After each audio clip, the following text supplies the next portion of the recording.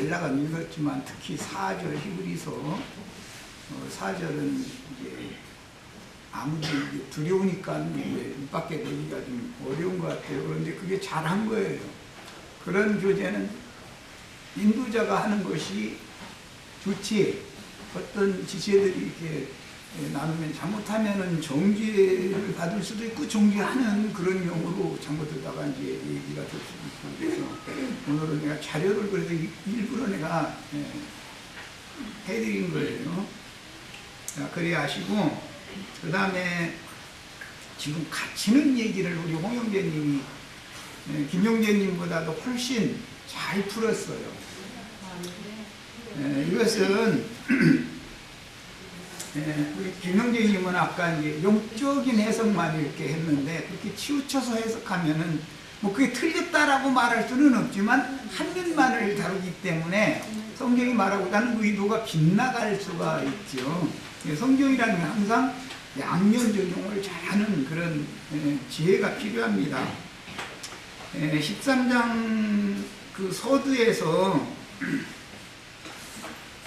형제 사랑을 좀 얘기를 이제 그 명령이죠. 이것은 성령이 교회 생활을 어떻게 할 건가를 13장 결론적으로 지금 하는 얘기인 건데, 너희도 갇힌 것 같이 갇힌 자를 생각해야 된다, 이렇게 2절의 표현이 이렇게 됐죠.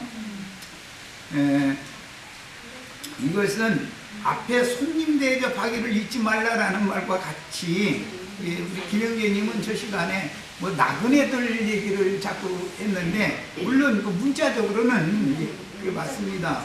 그래서 히브리어, 헬라어 이게 단어 사전 자꾸 찾아서 하다 보면은 오류가 많이 생길 수가 있다라는 걸 내가 자꾸 이제 얘기를 자주 해주는 편인데, 여기서 지금 말하고자 하는 이 손님 대접을 하는데 그 손님이 천사 대접하는 거다, 이렇게 분명히 되어 있죠.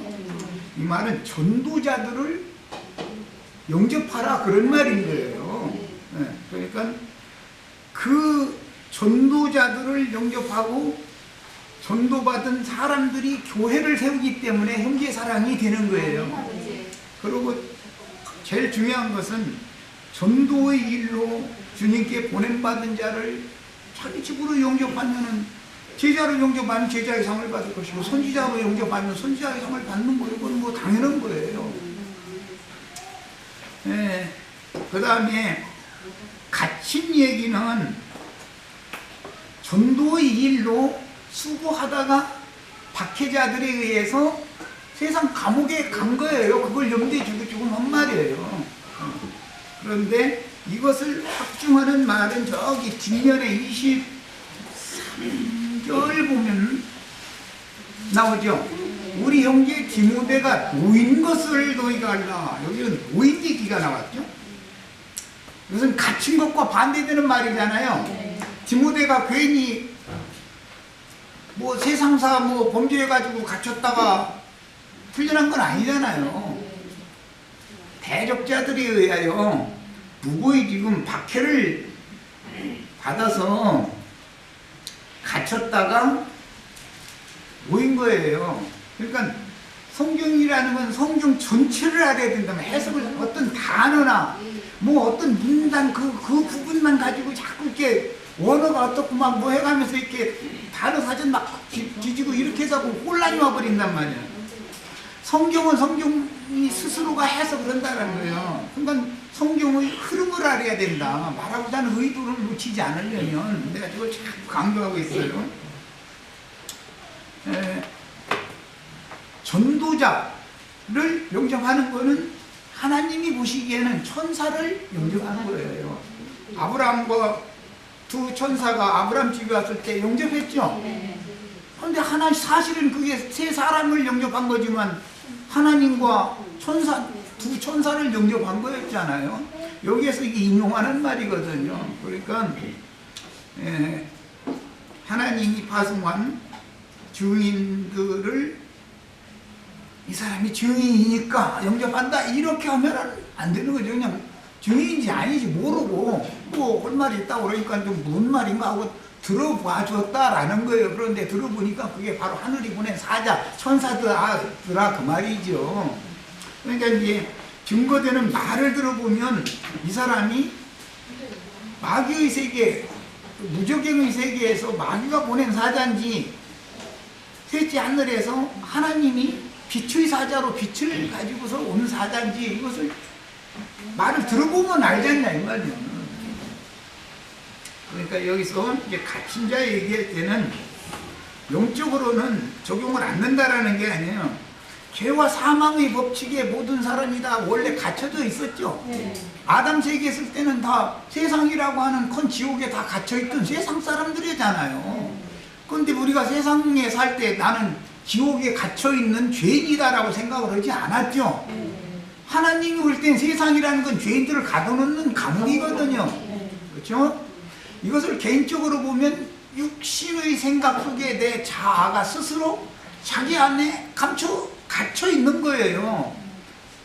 이제 이 문제는 누가 누구에게 보낸 사자를 영접을 해서 말을 들어보면 자기를 벌어는 칭찬해주는 말도 할 수 있지만 꾸중하는 말이 대부분 더 많을 수가 있어요. 하나님이 보낸 사자는 사람의 눈치를 절대 살피지를 않는 거거든요. 하나님이 증거하라고 했으면 그걸 증거하면 그 사람 책임이 안 되는 거예요. 사람의 눈치를 보면은 자기가 책임을 져야 돼. 자기 한 말에 대해서. 세상에서도 자기가 내뱉은 말 책임지는 게 제일 어려운 문제죠. 요즘에 우리나라 지도자가 5대 원칙인가 이게 내뱉어놓고 나서는 지금 가만히 보니까 일질매료만 하죠. 자기 말로 자기가 옳히는 거 아니에요. 더구나 우리 같은 소시민도 아니고 국가 지도자인데 자기 말을 책임 안 지면 어떻게 되겠어요? 그러니까 그냥 난처한 거예요. 곤경에 처한 거예요. 이런 것처럼 사람이 말이라고 하는 거는 거기에는 반드시 책임이 뒤따르게 돼 있는 거예요. 내뱉은 말이라는 건. 그래서 자기 말에 책임질 수 없는 사람은 하나님의 사람이 아니죠. 자기가 내뱉은 말을 자기가 책임지려면 자기 자아에서 나온 말이면 자기가 책임져야 돼요. 하나님의 말씀을 사람의 눈치를 보지 않고 하나님의 말씀 성경 몇 장 몇 절 몇 장 몇 절에 이렇게 돼 있다라고 증거를 해놓으면 상대방이 상처를 받았다고 떠들든 기쁘다고 떠들든 나하고는 상관이 없죠. 책임은 누가 질 거니까. 말씀이신 하나님이 책임질 거니까 맡겨놔두는 거예요. 책임 안 져도 되잖아요. 자기가 한 말에 대해서 자기 말을 하면은 자기가 책임져야 되지만 하나님의 말씀을 전하면 하나님이 뒷책임 다 감당할 거니까 맡겨두는 거예요. 사람의 눈치를 살필 필요가 뭐가 있어요? 하나님의 사자라면 말이에요. 사람의 귀를 자꾸 긁어주는 말을 하고 싶은 것이 사람의 신인 거예요. 그러나 세상 사람이 아니고 우리는 교회에 속한 사람이기 때문에 누구에게 어떤 말을 할 때는 성경에 반드시 근거해서 성경에 이렇게 돼 있더라 라고만 얘기를 하면 끝이다 이거예요. 나머지는 상대방이 받건 안 받건 그건 공은 넘어간 거니까 책임은 그 사람에게 있는 거잖아요. 이렇게 하는 것을 너희가 말을 할 때는 하나님이 말씀하시는 것처럼 해라 이렇게 돼 있죠. 인간이 어떻게 하나님이 말씀하는 것처럼 말을 합니까? 무슨 말이겠어요? 성경에 있는 말만 해라 이 말이에요. 누구 어떤 꾸중을 해도 성경으로 하는 거예요. 칭찬을 해도 성경으로 하는 거예요. 사람의 눈치를 살피면 안 돼요. 사람이 말을 했으면은 자기가 책임져야 돼요. 그 말에 대해서. 그러나 하나님의 말씀을 전했으면 그 책임이 나한테는 없는 거예요. 하나님이 이스라엘아 주 여호와의 말씀을 들으라 이렇게 증거를 해놨는데 여호와께서 책임져야지 이사야가 예레미야가 책임지라는 말은 아니잖아. 그건 그냥 대언을 했을 뿐인데 말하고자 하는 의도를 충분히 이해하시겠죠? 그 다음에 죄와 사망의 법칙에 갇힌 자도 있지만 즉 사망 권세자인 마귀 권세에 갇힌 자가 자아에 갇힌 자고 넓게는 세상 죄인들이다 이게. 죄인들은 다 감옥에 가둬놔두는 거예요. 세상이라는 건 세상 죄인들 가둬놓는 감옥이죠. 하나님의 우주적인 감옥이 어디냐면 세상인 거예요. 그래서 계시록에 보면 많은 물이 덮여 있는 바다를 세상이라고 상징한 거예요. 바다가 다시 있지 않고 영원한 불못이 되었다 그랬어요. 그럼 세상이라는 건 뭐예요? 영원한 형벌초소 감옥이다 이거 여기가. 모든 더러운 죄인들을 영원히 심판하는 감옥이 된다 그 말이에요. 그럼 여기에서 건져내는 받는 게, 많은 물에서 건짐을 받는 게 구원이잖아요. 개인적으로는 육신의 생각 안에 자기 스스로 갇혀 있는 거예요. 그러면 아무리 하나님의 말씀이라고 전해도 나 상처받았다 이거죠. 왜 그래요? 자기 안에 갇혀서 들으니까 그렇게 들린 거예요. 맑은 영으로 듣지 않았다 이런 말이에요. 전하는 사람도 책임이 있지만 듣는 사람도 책임이 있는 거예요. 세상에서 자식 혼인시켜놨는데 어느 날 와가지고 아버지 나 도저히 못 살겠어, 이혼해야 되겠어요. 그러면은 너 왜 혼자 왔냐? 네 남편도 데리고 오지. 그래야 되잖아요. 둘이 다 책임 있잖아요. 반반씩. 누가 한 사람이 일방적으로 책임질 문제가 아니잖아. 세상의 판단을 봐도 그렇게 하잖냐 이거예요. 아내는 남편을 당연히 지킬 의무가 있는 거예요. 남편이 함부로 행하지 못하게 하려면 아내가 지혜롭게 해야 될 거 아니에요. 그런데 그냥 남편 보고 특검 우리 별거 하자고 만약에 이래가지고 별거 생활이 잠깐 하다가 잘 화해가 됐으면 좋지만 계속 가버렸어. 그러면 법원에 서류 제출 안 한다는 보장이 어디가 있어? 그게 인생 경영을 우직하게 한 것이다 이거예요. 다 나름으로는 자기가 옳은 것이지, 자기가 옳지, 내가 뭔가 문제가 좀 반은 있지 그러면은 그런 일이 벌어질 수가 없는 거죠. 있을 수 없는 일이잖아요. 그리스도 안에 갇혔다라는 말은 생명의 성령의 법칙 안에 갇혔다 그런 말이에요. 영적 해석을 하는 거예요. 육신적으로 감옥에 갇히는 거, 이제 이것을 영적으로 볼 때는 그렇다.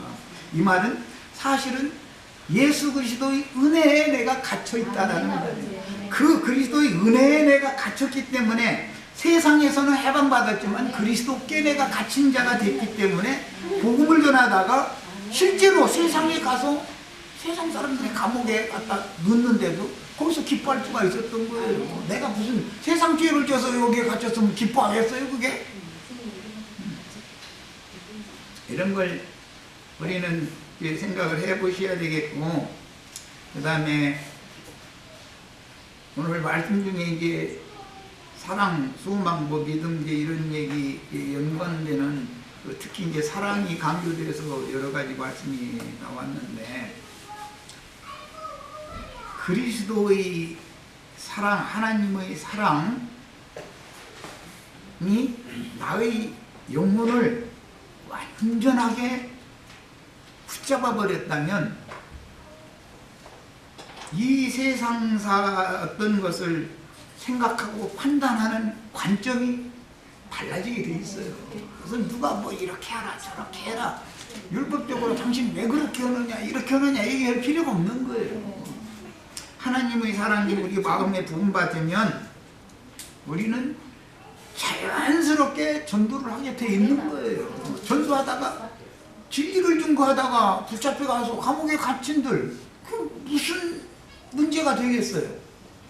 그것이 진짜 하나님의 사랑을 입은 자의 태도가 아니겠나, 이런 생각도 좀 해야 되겠고, 그렇게 되는 것을 우리도 소망을 삼아야 되겠다. 이 땅에서 뭐 이제 그 얘기는 뭐 형제님들이 다 이제 다 충분히 했지만, 부자로 살고 나사로로 살기는 싫고 주님 앞에 가면 나사로가 받은 상은 받고 싶고, 이제 이렇게 하면 그게 안 된다는 거죠. 이 생에서 이미 이 평이든 저 평이든 세상과는 결정을 해야 되는 얘기인 거지. 그래서 홍영재님 이 문제는 잘 증거해 주셨는데, 하나님이 뜻하신 바 거기에 나의 소망이 나의 꿈이 모든 게 맞춰져야만 정상적인 사람이거든. 이게 짐승이 아니잖아요 우리는. 그래서 주님 자신과 나와의 관계가 정상적으로 이루어져서 주님의 왕국의 후사가 되는 것이 나의 소망이면 히브리서 13장 말씀이 사실은 우리에게 응하는 거예요. 그런데 내가 꿈꾸는 그 꿈과 하나님이 우리에게 보여주신 계시가 이상이 꿈이 서로가 다른 꿈을 꾸면 사람은 개꿈 꾸게 마련이니까 하나님은 하늘에 속한 계시를 자꾸 꿈을 꾸게 해주신다 그러는데도 받아들이지 않으면 하늘이 안 열리기 때문에 자꾸 헛된 것을 상상하고 그걸 자꾸 잡으려고 애쓰고 하는 것이 인생의 약점인데 어떤 누가 보낸 어떤 주홍들의 어떤 증거를 들을 때는 이 사람이 하나님의 우주적인 지옥인 세상 더 깊이 나를 내 영혼을 끌어내려가게 하는 가르침을 주는 사람인지 이 세상이라고 하는 영원한 지옥에서 나를 건져내서 하나님의 새 창조 세계 완전한 세계로 나를 이끌어가는 사람인지를 말을 하는 소리를 들어보면 안다 이 말이에요. 그것도 구분할 줄 몰라가지고서야 무슨 그리스도인이라고 할 수가 있겠어요. 우리 소망은 하나님의 소망과 일치되는 그런 축복, 즉 그리스도의 형상이 우리 속에 이루어지고 결과적으로는 겉사람이 후퇴되어지고 낡아져 없어져 가다가 주인 아래 이 껍질을 깨고 나올 때는 정말로 빛만 찬란한 그 빛의 자녀로 오는 세상을 상속받는 그런 소망을 다 가지시고 거기에 다 응하는 그런 말씀이 응하는 축복이 다 임하시기를 바랍니다. 이제 마지막으로 우리 이제 그 표현재님 그 질문 내용 때문에 이제 크게는 창세기 1장 1절에서 계시록 끝까지는 7일로 압축되어져 있는 7,000년 역사를 때와 기한을 하나님이 때와 기한에 맞춰서 그분의 일을 행하십니다. 그런데 신약에 와서는 누가복음과 마태복음이 다른 것은 누가복음에는 뭐 14대씩 뭐 3번 나누고 이런 게 없죠. 그냥 쭉 아담까지 올라가게 돼 있죠. 그런데 마태복음에서는 아담에서 아브람까지 4,000년을 딱 뚝 잘라서 기록을 하지 않고 말은 이제 아브라함과 다윗의 자손 예수 그리스도의 세계다 이렇게 해가지고 아브라함부터 시작한단 말이야. 아담부터 시작하는 것이 아니라 왜 그러느냐? 아담은 아담으로 말미암아 세상에 죄가 들어왔죠. 로마서에 나오는 말이에요. 아브라함으로 말미암아 죄를 의로 바꾸고 아담을 통해서 그 죄로 인해서 저주가 인간 세상에 임했는데 저주를 변하여 복이 되게 하는 복의 근원 자가 아브라함이기 때문에 그래서 복이라고 하는 관점에서 마태복음은 마태복음 5장, 6장, 7장 그게 왕국의 헌법이다 그러죠. 거기 전부 복 있는 자부터 시작하는 말이죠. 이런 자 심령이 가난한 자는 복이 있나니 뭐 이런 자는 복이 있나니 다 복 받는 얘기예요. 그런데 그게 결국은 아브라함의 복이 오늘 우리들에게까지도 동일한 복이 임하는 것을 말하는데 갈라디아서에 보면 아브라함의 복이 이방인들에게 미치게 한다. 그래서 이방인들인 우리들까지도 아브라함이 받은 그 복을 함께 받게 하는 건데 그게 무슨 복이냐면 성령의 복을 받게 하십니다. 그랬어요. 복 받는다는 건 성령 받는 걸 말한 거예요. 그러니까 이런 이제 관점을 가지고 마태복음이 시작이 됐어요. 시작이 됐는데 아브라함부터 시작해서 여고냐와 그의 형제들을 낳으니라. 이거는 바벨론으로 사로잡혀 갈 때까지가 2단계예요. 아브라함부터 시작해서 다윗 왕을 낳으니라까지가 14대로 돼 있죠. 마태복음 1장에 보면 첫 번째 단계는 아브라함부터 다윗까지예요. 두 번째 단계는 다윗부터 바벨론 포로로 사로잡혀간 여고냐와 그 형제들까지가 14대에서 두 번째 단계예요. 그 다음에 바벨론에서 포로 생활을 마치고 나왔어요. 나와가지고 예수님이 세상에 오셔서 전도를 시작하실 때까지가 또 14대로 또 기록이 된 거예요. 그러니까 이제 아브라함부터 시작해서 다윗왕까지 첫 번째 14대, 다윗왕으로부터 시작해서 바벨론 포로까지, 바벨론 포로에서 나온 무리들이 예수님에게 이르기까지 이렇게 3단계로 해서 복받는 과정이 14대, 14대, 14대 이렇게 해가지고 실제는 42대죠. 42대가 되어가지고 아브라함부터 예수님까지는 42세대가 지나갔다. 예, 이 말은 개인적으로 우리들은 처음 복음을 믿기 시작한 때가 이제 총 믿음의 조상이 아브라함이니까 우리는 그 믿음의 법에 의해서 구원을 받은 사람들이고, 예, 거기 아브라함을 그 아브라함 아버지의 씨로 낳아져 가지고 예수 그리스도의 성령이 우리들에게 오는 과정에서는 14대씩 해서 3단계가 지나가게 돼 있다. 이 말은 이제 마태복음 1장 강론 때 내가 아주 강조해서 말씀 나눈 것처럼 애굽에서 나와서 광야에 오는 거예요. 광야 40년을 지나는 동안 14대가 사실 또 이렇게 단축이 된 거예요. 사실은 거기가 42세대였었는데 단축이 됐고, 가나안 땅에 들어가도 예수님이 오실 때까지는 바로 가나안 땅에 들어갔다고 해서 천국이 다 이루어지는 건 아니잖아요. 거기 또 예루살렘에 신전을 지어놓고 우주의 부물주 신학대 가서 참 경배를 드리는 수준에 이르는 사람이 되기까지 14대 이렇게 3단계로 기록이 됐어요. 애굽의 구원이 있고 광야의 구원이 있고 가나안의 구원이 있다. 이것은 육적인 사람이 혼적인 사람이 영적인 사람으로 구원을 이루는 과정을 말하느라고, 그런데 거기에는 여러 단계들이 지나가게 되어 있다는 것이죠.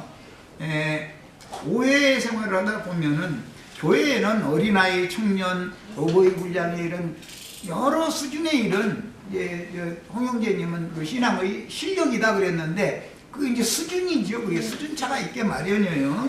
그런데 다 어버이만 있을 필요는 없죠. 그럼 집안이 문 닫는 집안인 것이죠.